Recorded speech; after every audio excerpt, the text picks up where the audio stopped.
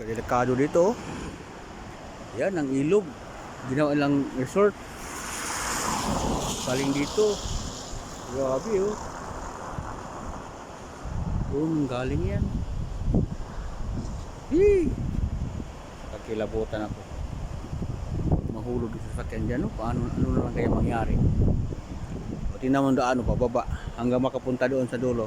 Nandun pa yan. Doon ako akit kabilo. Kita nyo may mga sakyanan doon. O, punta pa ko dyan. Bababa muna ako dito sa may ilog. May tulay dyan. Hanggat makaakit ako dyan. Banda.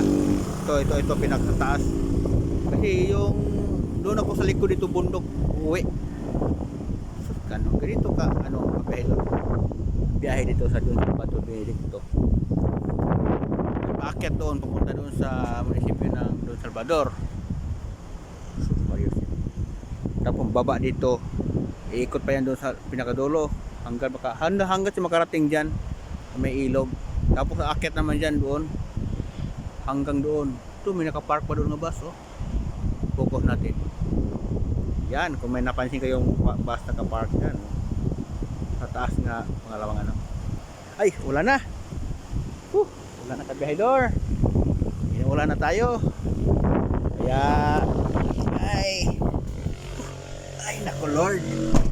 Napakaulan. At least napakita ko sa inyo kabihador ang view dito sa doon sa Bado Benedicto no na ay grabe talaga. Super maulan. So, ngayon, bababa na naman tayo. Pakita ko sa inyo ang pagbaba. Pinapagkaano. Oh, diyan, delikado dito sa gilid. Wala man lang railings dyan. Pag mahulog ang truck doon, ako. Talaga, ingat talaga tayong mga driver na medyo, no? Lalo na sa mga driver na mahilig uminom. Talagang huwag na kayo uminom. Huwag na kayo magbiyahe pag uminom kayo. Yan dito, pababa to. O, tingnan nyo, pababa. Kita natin yan gabi doon na bababa talaga yan.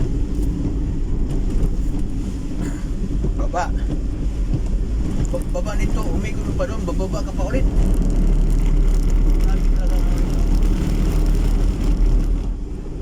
Oh, diba? Line curve. So may nakasulat ba dyan ng mga babala oh? Slow down, generous curve oh. Kasi dati gabi doon, may nakita ko nito nga na truck ng sa tubo tumikalbong ba ay ko papababa hanggang makarating tayo doon sa may bridge na yung binidyo ko kanina nung umpisa na ano na ilog so papunta tayo doon tingnan nyo papunta na doon sa bridge diba ano tayo mag video din tayo wag ano bridge.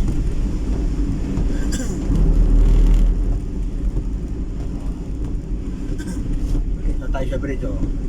Ito ang ano dito lalabas yung video ko kanina na ano ilog ito may bridge so ganito ka hindi dito sa ano tapos akit naman tayo sa kabilang bundok no kaya pinibidyo ko kanina tinuturo ko no pangalawang ano hilira tingnan natin diba napakatarik